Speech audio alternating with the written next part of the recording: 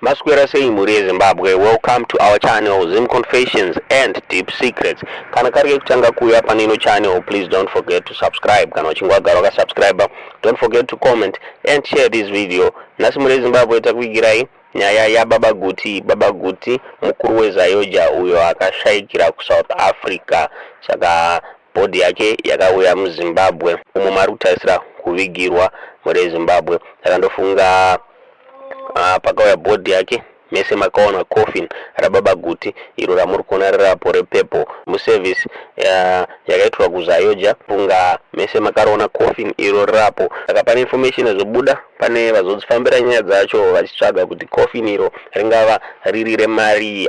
Pabuda price yeCoffin iri kunzi rakatengwa 50,000 rands ku South Africa. Ndo Coffin ramuri kuona iro rapo muri Zimbabwe. Ndo nyaya yatanga takuigirai muzuva ranhasi muri Zimbabwe. Tiudzei zvamuri kufunga pamusoro penyaya mu comment section. Tichingoti mweya wa Baba Guti ngauzorore murugare.